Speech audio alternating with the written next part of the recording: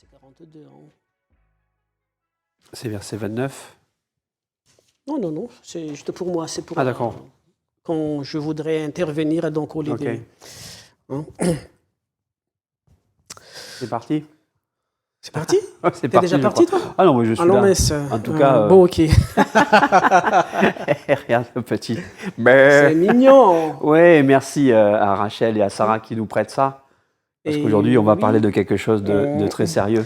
Bon, Merci, on va Michel. s'adresser à... Bonjour Thierry. Bonjour Michel. Bonjour tout le monde. Bonjour à tous. On est content de vous retrouver encore aujourd'hui. C'est toujours dans la série des Le salut et la rédemption. Donc la dernière fois, nous avons parlé le salut par la prédication et aujourd'hui, on va parler sauvé par l'agneau. Amen. Amen. Donc Thierry, dites-nous quelque chose sur l'agneau. Sur l'agneau. Eh bien, on avait vu que Dieu nous fait grâce. Et la grâce, elle était une source de salut pour tous les hommes. Et cette grâce, elle est venue vers nous sous la forme d'un agneau. Et c'est un thème qui est important dans la Bible. Voilà pourquoi on veut développer ce thème sauvé par l'agneau, qui rentre dans le salut. Mais c'est vrai qu'on peut se poser la question, mais comment est-ce qu'un agneau, un petit agneau comme ça peut nous sauver? Comment un agneau peut nous sauver? Et donc, tout de suite, on comprend qu'il y a quelque chose de symbolique à l'intérieur et on veut arriver à développer et expliquer ce symbole-là. On va partir à partir de Apocalypse.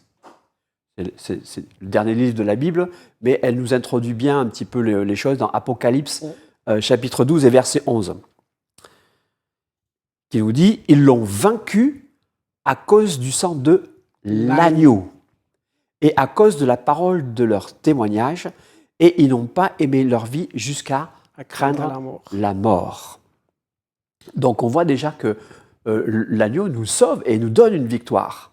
Et cet agneau, bien sûr, il vainc notre ennemi. Et nous, on est aussi participants de cette victoire contre l'agneau, puisque tous ceux qui suivent l'agneau ont la victoire sur Satan, notre ennemi. Et bien sûr, quand on regarde l'Apocalypse, déjà, on nous montre que l'agneau, c'est Jésus-Christ. C'est lui qui a vaincu Satan à la croix. Mais avant d'arriver jusqu'à cette image, on veut développer comment est-ce qu'on en arrive à cette finalité. Et c'est vrai que quand on regarde un agneau, l'image que l'on peut avoir d'un agneau, c'est un agneau. Voilà, c'est doux un agneau, c'est paisible un agneau, c'est innocent quelque part quand on le regarde, c'est quelque chose d'innocent, on n'a pas envie de lui faire du mal. Et pourtant il est pris et il est sacrifié et il est immolé. Et donc la Bible nous montre qu'il y a un lien entre le sacrifice de cet animal qui est toujours lié avec le péché. Et Jean, dans Jean 1, 29, nous voyons que Jean-Baptiste fait une déclaration.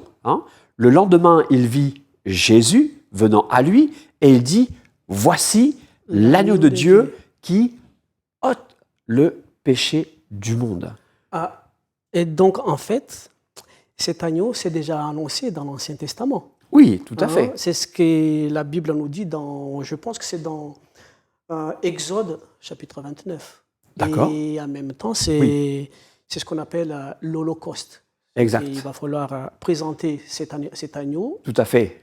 Oui. Donc, on ne va pas rentrer dans tout le détail de la loi, etc. Mais je veux développer et vous montrer comment, petit à petit, il y a eu une révélation qui a été faite que Jésus est cet agneau et que ce n'est pas quelque chose de tout à fait nouveau. D'accord. Mais que c'était en lien avec le péché déjà, puisque là, Jean-Baptiste avait clairement identifié Jésus-Christ comme étant l'agneau qui nous vient de Dieu et dont le but était d'être sacrifié. Pourquoi ? Pour enlever le péché, ôter le péché du monde. En fait, dans l'Ancien Testament, les péchés n'étaient pas ôtés, c'est juste été couverts ou repoussés. C'est ça. Parce que, oui, l'agneau, le sang de l'agneau ou des boucs n'avait pas le pouvoir de faire ça exactement, mais sauf qu'il faut un agneau vrai, parfait. Amen. Amen. Et donc, si on veut bien comprendre toute cette notion de sacrifice, pourquoi Dieu a institué cela, on va remonter un petit peu dans le temps, Michel, pour bien comprendre que l'agneau est lié avec un sacrifice qui est lui-même lié avec le péché. Hein, et que ça, c'est quelque chose qui vient de la part de Dieu. Hein. Et ça, encore une fois, ça remontait à tout ce qu'on a dit sur la grâce. C'est Dieu qui pourvoit ça. Hein. Dieu s'est occupé de cette affaire-là, même si c'est nous qui sommes responsables de la séparation à cause du péché. La grâce de Dieu fait que c'est lui qui pourvoit et qui va toujours pourvoir à ce qu'il faut pour que le péché soit couvert, soit effacé. Quel amour. Quel amour. Quelle grâce. Quelle grâce. Quelle grâce. Donc, la première fois qu'on entend parler d'un sacrifice, il faut remonter dans le livre de la Genèse. Donc, si vous avez Genèse, ouvrez dans Genèse et vous connaissez bien ces passages, nous avons Adam et Ève qui ont péché. Et lorsqu'ils ont compris qu'ils avaient péché, ils ont essayé de couvrir leur péché. Hein, puisque la conséquence, c'est qu'ils avaient découvert qu'ils étaient nus et ils en avaient honte. Et ils ont voulu couvrir leur péché. Mais Dieu leur a montré que non, c'est ce que vous faites, c'est pas à vous de le faire. Hein, puisque le salaire du péché, Michel, c'est la mort. Amen. C'est la mort. C'est dans Romains chapitre 3, verset 23. Voilà. Mais bien sûr, il y a une espérance que le salaire du péché, c'est la mort, mais le don gratuit de Dieu, c'est la vie éternelle en Jésus-Christ. Hein. Mais on a déjà cette notion qui va nous être donnée. Le péché demandait un sacrifice. C'est Dieu qui a institué ça. Il est souverain. Il fait comme il veut. Mais cette séparation, c'était une mort. Et pour revenir à la vie de Dieu, il fallait que quelque chose meure pour payer le prix de cette séparation. Voilà pourquoi dans Genèse, au chapitre 3 et au verset 21, l'Éternel Dieu fit, c'est lui, il fit à Adam et à sa femme des habits de peau et les en revêtit. Oui, Thierry, là, je souligne que là, on parle de la peau. Oui. C'est que pour avoir la peau, c'est qu'il va falloir tuer cette bête, cet animal, et pour pouvoir ôter sa peau. Et en fait, c'est ce qu'ils voulaient faire. En fait, Adam et Ève, ils voulaient se sauver par eux-mêmes, faire à leur façon. Exact. Parce qu'on voit un peu plus haut dans ces chapitres, je crois que c'est verset 7, il dit « Ils ont pris les feuilles de figuier, ils en ont fait des vêtements, et après, ils ont fait des ceintures pour couvrir les hontes. » Mais Dieu n'a pas approuvé, parce qu'il a dit bon, « C'est pas comme ça qu'il faut faire, mais il faut un animal, il faut la peau. » Donc, comme on l'avait dit tout à l'heure, le salaire du péché, c'est la mort. Il a fallu que Dieu sacrifie quelque chose d'autre à la place des humains. Exact. Et ça montrait que l'homme, de par lui-même, ne peut pas se sauver. L'homme par lui-même ne peut pas pourvoir, il ne peut pas se sauver. C'est Dieu qui va pourvoir et c'est Dieu qui va couvrir le péché. Alors bien sûr, dans le passage, l'animal en question n'est pas nommé, mais on nous introduit déjà l'idée que non, péché, il faut un sacrifice. Il faut du sang. Il faut du sang, on en parlera plus tard, mais il faut un sacrifice déjà, et comme tu l'as dit, avec la peau, c'est forcément un animal. Nous, on peut supposer, vu qu'on connaît déjà toute la Bible, à l'époque, ils ne savaient pas, que l'animal qui a été pris était un agneau. Oh, le pauvre petit, oh, un agneau. C'est si merveilleux. Mais bon, voilà, c'est ce qu'il a fallu.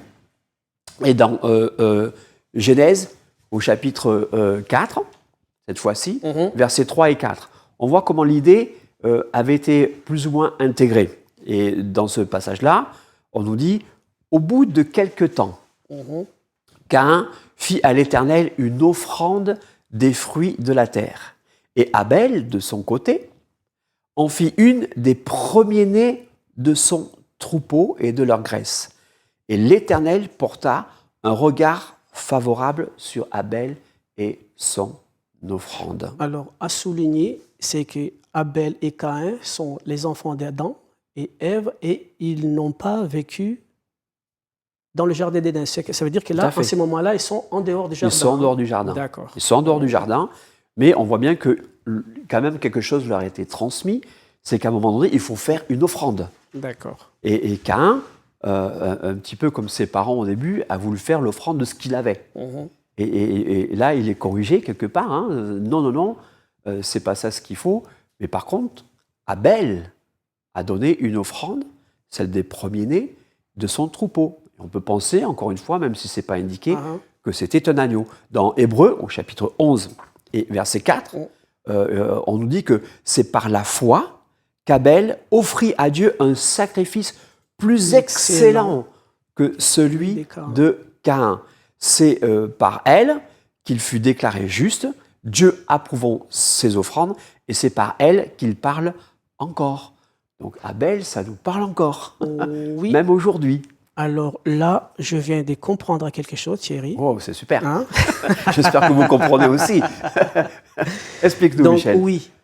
Et donc là, il y a une obéissance complète d'Abel par rapport aux instructions que leurs parents ont données. Je pense que les deux ont reçu les mêmes instructions. Oui. Il y en a un qui a voulu faire à sa façon, mais l'autre a obéi. Tout à fait. Donc, d'accord.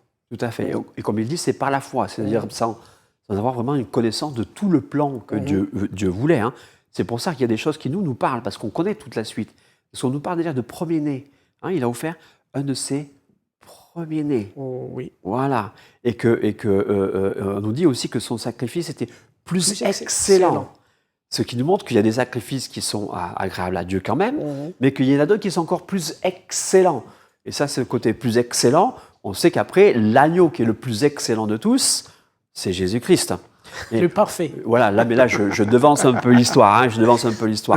Mais on comprend que déjà, la conception du salut par un agneau, moi je dis agneau déjà, parce que je connais toute la suite de la Bible, mais que l'offrande d'un animal est liée avec le péché et d'être agréable à Dieu. Et donc, quand on continue de remonter dans l'histoire de la Genèse, etc., on arrive à un point crucial de l'Ancien Testament, un nœud là qui commence déjà à nous dire, c'est un peu plus précis, hein, on tombe sur Abraham.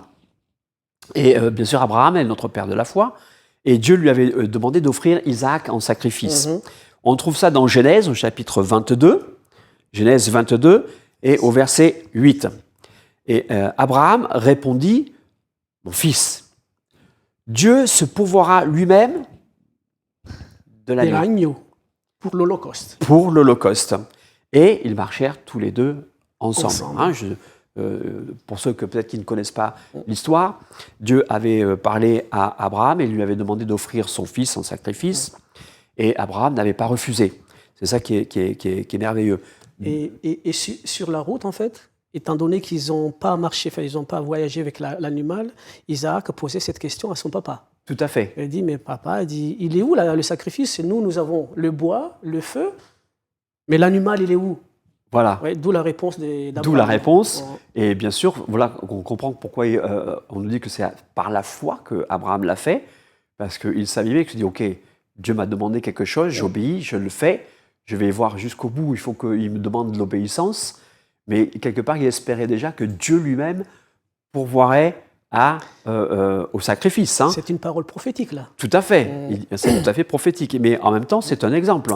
Parce qu'on sait très bien que Dieu ne lui a pas demandé le sacrifice de son fils. Hein. Il avait testé pour cela. Sa foi. Il dit, comme quelque part, tu n'as pas refusé ton fils, bien, Dieu ne refusera pas le sien. C'est pour ça que plus tard, il enverra Jésus-Christ. Et c'est pour ça qu'on peut dire que nous sommes sauvés.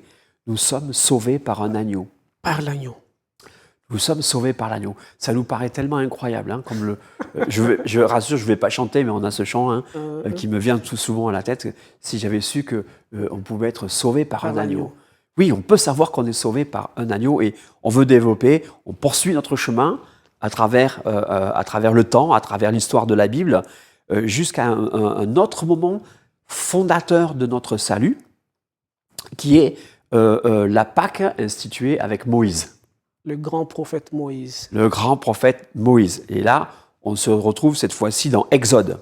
Exode chapitre 12. Et on va prendre les versets 3 et le verset 5. On ne veut pas tout lire, mais on veut lire quelque chose de significatif pour nous. Ou dans Exode 12, chapitre 12, versets 3 et 5, il nous est dit « Parlez à toute l'assemblée d'Israël et dites, le 10e jour de ce mois, on prendra un agneau pour chaque famille, un agneau pour chaque maison. Ce sera un agneau comment? Sans défaut, mâle, âgé d'1 an. 1 an. Vous pouvez prendre... C'est précis. Hein? Oui, c'est très précis. Hein? Vous pouvez prendre un agneau ou un chevreau. Mais déjà, là, on nous parle d'agneau. Encore une fois, Abraham avait dit l'agneau, Moïse dit l'agneau. Voilà pourquoi on a supposé que les autres sacrifices où l'animal n'était pas noté... En parlant de la Genèse. Tout à fait. Hein, que c'était, nous, on pense que c'était déjà un agneau. Ainsi, donc là, chaque famille devait être participante et devait participer à ce repas. Et pourquoi l'agneau était le symbole d'un sacrifice pour leur salut déjà. Ils étaient sauvés à cause de cela. Bien sûr, il parle aussi de chevreaux parce que Dieu pensait aussi à ceux qui étaient les plus pauvres. Hein, ils étaient esclaves et tout le monde n'avait pas forcément peut-être un agneau. Donc il permettait aussi de pouvoir prendre un chevreau. Mais déjà, le symbole de l'agneau, il nous est bien montré et bien signifié. Il est placé en premier. Il dit d'abord l'agneau. Exact. Au cas où, si vous n'en avez pas, vous prenez le chevreau. Exact. Et donc là, on est, lorsque le peuple était toujours en esclavage, arrivé à la dernière plaie, la 10e plaie, où Dieu envoie l'ange de la mort sur Israël pour tuer les premiers-nés. Les premiers-nés. On l'a vu tout à l'heure. Hein? Abel a sacrifié le premier-né. Vous voyez, comme des fois la Bible nous donne les choses petit à petit, en filigrane, et ça se précise de plus en plus pour arriver jusqu'à un point culminant. Donc là, la mort devait passer, mais toutes les familles devaient participer à l'agneau. Pourquoi? Pour que la mort ne les touche pas. Hein? Qu'elle ne touche pas les Israélites qui participent à ça, mais tous ceux qui n'y participaient pas, ils perdaient leur premier-né. Ce serait dommage, hein? Tout à fait. Pas participer, mais bien sûr. En sachant que voilà, on vous dit la vérité. C'est la mort qui arrive. Hein. Et donc, la mort, donc, quand l'ange de la mort voyait que la famille avait participé, il passait par-dessus la maison. Exact. Hein, passer par-dessus, en anglais, ça a donné le terme Passover. Et en hébreu, nous avons Pesha, qui a donné pour nous la Pâque. La Pâque. Hein, ça, c'est pour donner un petit peu l'étymologie des mots. Et nous, on a gardé la Pâque et, comme terme pour signifier cela. Et c'est vrai qu'on pouvait penser que c'était que pour les Hébreux. Mais finalement, à travers cela, Dieu va instituer quelque chose. Hein. Là, la Pâque, elle est instituée parce qu'il fallait s'en souvenir, il fallait la refaire à chaque fois. Mais il va montrer aussi que l'agneau, qui est lié avec le péché, ça a un côté universel. Et on a dans Exode 29, et chapitre 29 et verset 39, où il donne cet ordre, tu offriras, parce qu'il fallait offrir 2 agneaux, et tu offriras l'un des agneaux le matin, et l'autre agneau entre les 2 soirs. Alors, c'est symbolique, hein? Oui, et écoutez bien, c'est ce qu'il vient dire, Thierry, un le matin, un le soir. Ok, donc les 2 agneaux, finalement, ça permet de couvrir toute la journée. Hein? Et donc, il devait être offert chaque jour et à perpétuité. Donc, c'est quelque chose qui était valable pour tout le temps. Là, Dieu était en train de commencer à instaurer quelque chose, le salut, être sauvé par un agneau. Ce n'est pas juste là, le moment de la Pâque que je vous dis, mais je veux l'étendre, moi, déjà en filigrane. En filigrane, je vous dis que je l'étends à toute l'humanité. Je couvre tous les temps de lumière. Pas les temps de ténèbres, mais les temps de lumière. Et ça, c'est beau parce que Dieu ne fait pas de favoritisme. On pensait qu'il allait juste faire pour les Juifs, mais il a déjà prévu pour toute l'humanité de toutes les générations. Exact. Et comme les Juifs sont avant nous, donc le premier agneau qui est sacrifié, c'est le matin, donc à la naissance du soleil, le matin. Donc on peut le prendre symboliquement que c'est la nation d'Israël. Amen. Mais ensuite, après Israël, vient l'ouverture au monde, à tous les autres, à tout le monde, à vous tous. Hein. le sacrifice du deuxième agneau, il est pour tout le monde finalement.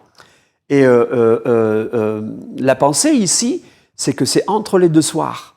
Et comme c'est entre les deux soirs, j'ai pensé un petit peu, j'ai regardé. Je commence à comprendre ce que tu veux dire. Voilà, c'est pas pendant qu'il fait nuit. Hein. Donc le matin, c'est pour les Juifs, donc quand le soleil se lève, hein, on va dire à peu près là. Mais entre les deux soirs, du coup, on arrive entre quoi, midi, 15h. C'est entre les deux soirs.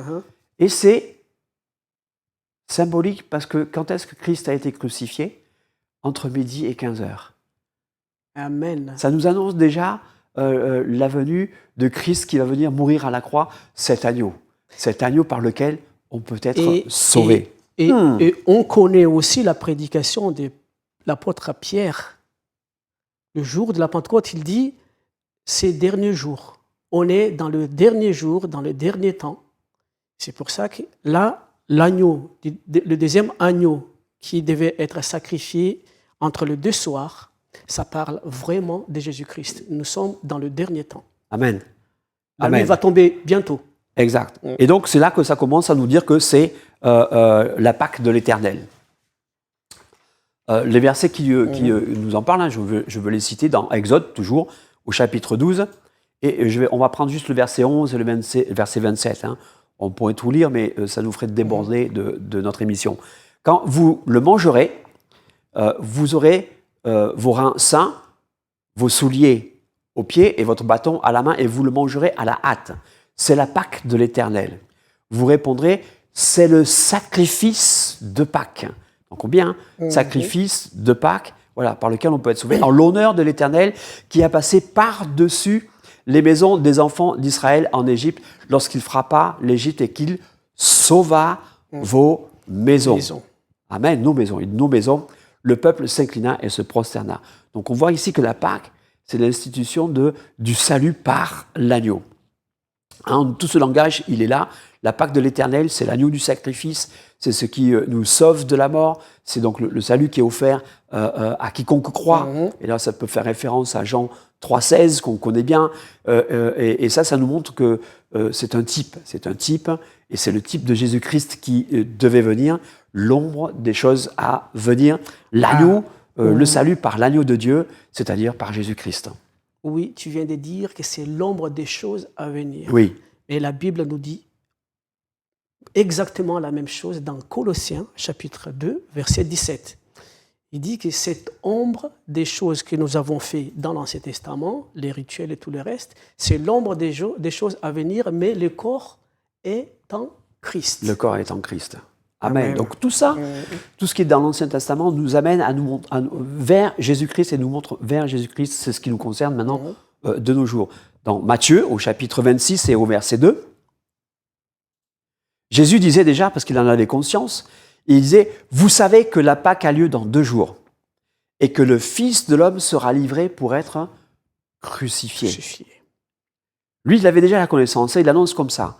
Et on voit donc que Jésus est cet agneau qui doit être sacrifié. Lui qui annonce une nouvelle Pâque. Et c'est ce qu'il disait à ses disciples. Hein.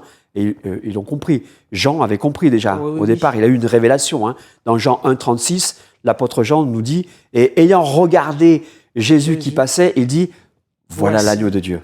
Et ça, c'est juste un jour après son baptême. Oui. Parce que c'est Jean lui-même qui l'a baptisé. Tout à fait. Le lendemain, il passait. C'est une révélation aussi qu'il a eue déjà de ce que Jésus annonçait beaucoup plus tard. Donc Jésus-Christ est l'agneau de Dieu qui est prévu pour le sacrifice de la Pâque, par lequel nous avons notre salut. Et c'est lui, uniquement lui qui nous sauve de notre péché. C'est le don de la grâce de Dieu, parce que l'homme ne pouvait pas offrir un sacrifice. L'homme est pécheur, hein. Et donc il fallait quoi?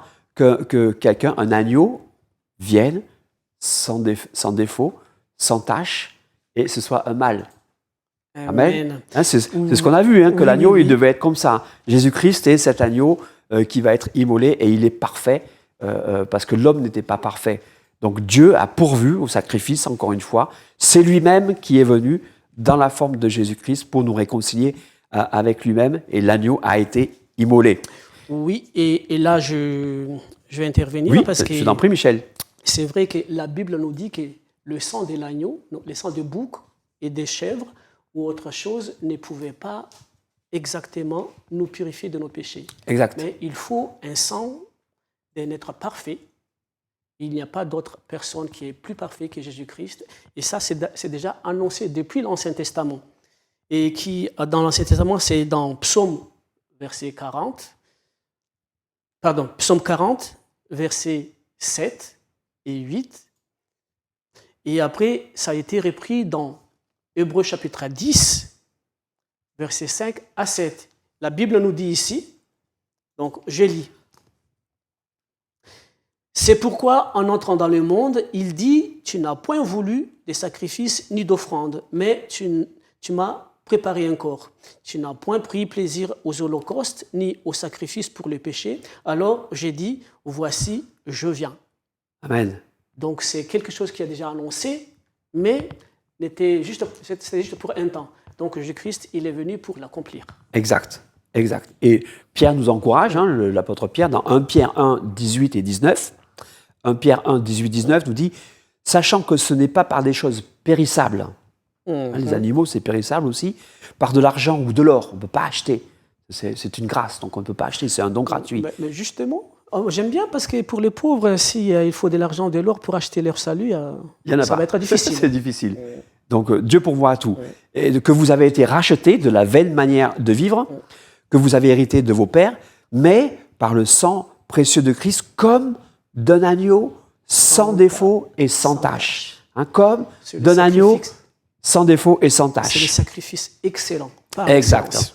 Exact. Voilà pourquoi nous sommes encouragés en 1 Corinthiens 5, 7, qui nous dit, 1 Corinthiens 5, chapitre 5, verset 7, il dit, faites disparaître le vieux levain, afin que vous soyez une pâte nouvelle. Oh Seigneur, aide-nous. Amen. Puisque vous êtes sans levain, car Christ, notre Pâque, a été immolé.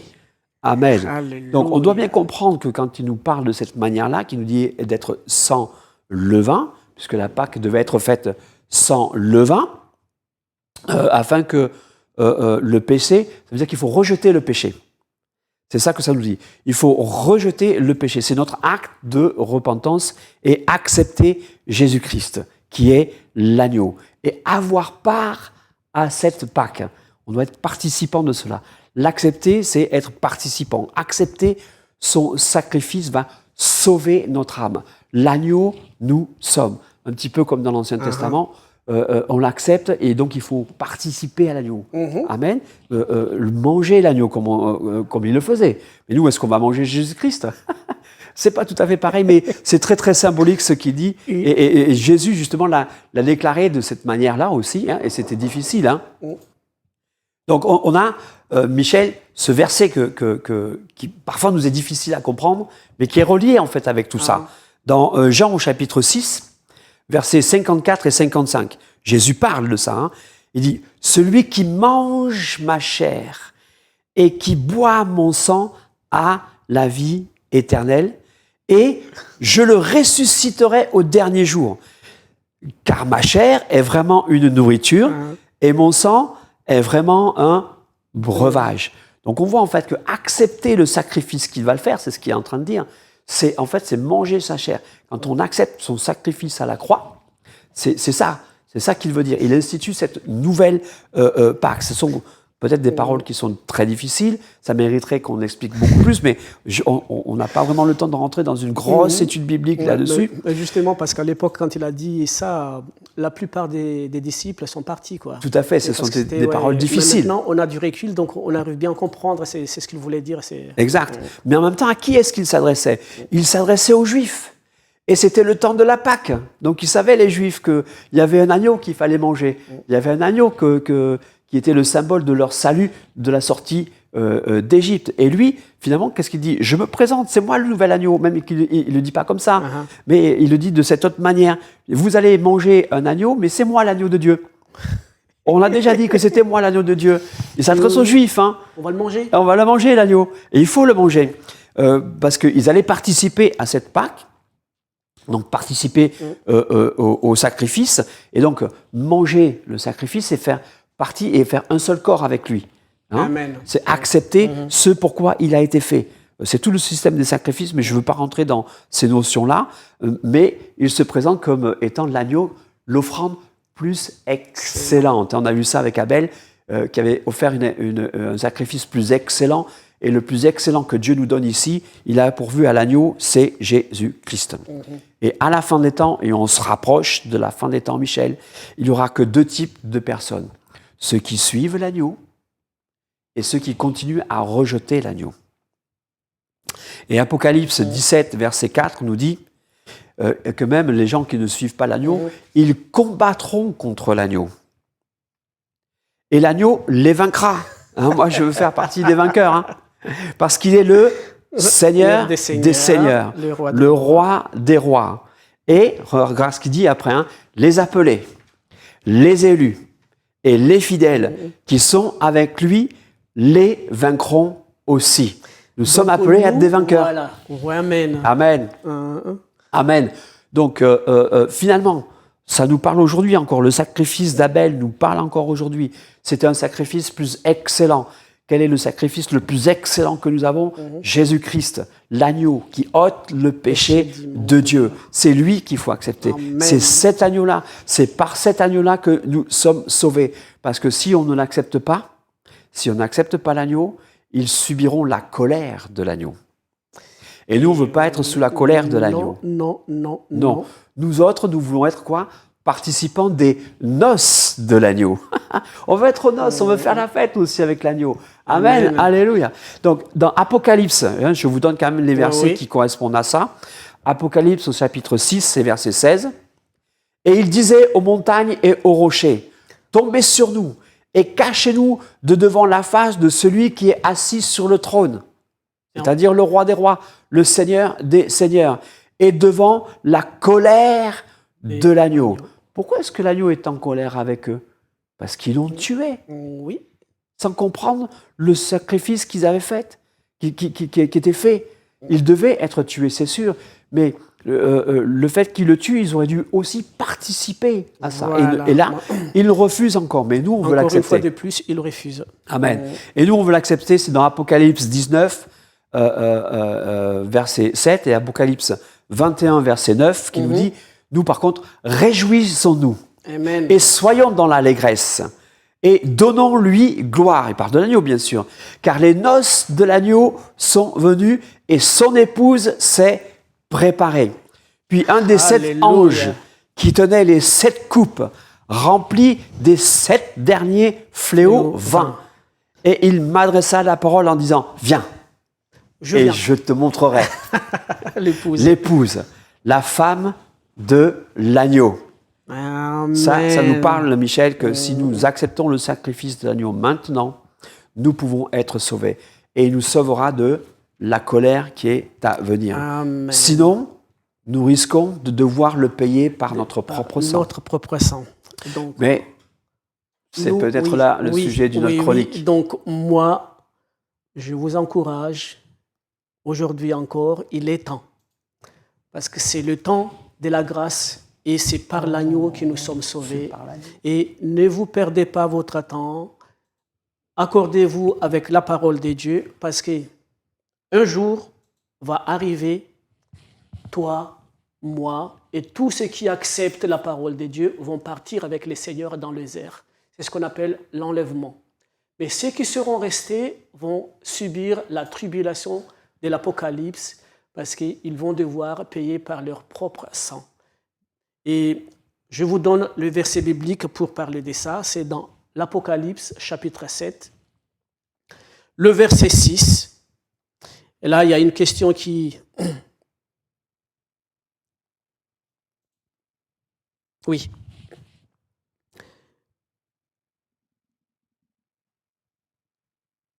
Le verset 6 de la tribu de... Non. Des 14, et il lui dit, Seigneur, tu le sais. Et il me dit, ce sont ceux qui sont venus de la grande tribulation et qui ont lavé leurs robes et ont blanchi leurs robes dans le sang de l'agneau. Donc, ces versets nous parlent que si on n'accepte pas le sacrifice du Seigneur Jésus-Christ de nos jours, on va devoir, vous allez devoir payer par votre propre sang pour avoir votre salut. Ça va être très, très, très difficile. Sachant que le monde d'aujourd'hui, vous savez ce qui se passe. Donc, nous sommes là pour vous encourager à recevoir cette grâce, accepter le sacrifice de l'agneau par Jésus-Christ et pour votre salut, et que tous parviendront au salut et partir avec le Seigneur, à la rencontre du Seigneur dans les airs, comme la Bible nous dit dans 1 Thessaloniciens chapitre 4 à partir du verset 13 à 18. Donc, je vous encourage encore, préparez-vous parce que le temps est proche. Amen. Et donc ça nous amènera, le sacrifice par le sang, ça nous amènera dans notre prochain rendez-vous, Thierry. Amen. Donc à ce rendez-vous-là, on va parler le salut par le sang. Par le sang. En tout cas, aujourd'hui, merci pour l'agneau. Merci beaucoup. Merci Rachel. Bonne semaine. Merci Sarah. À la semaine prochaine. Et si vous avez aimé, n'oubliez pas, likez.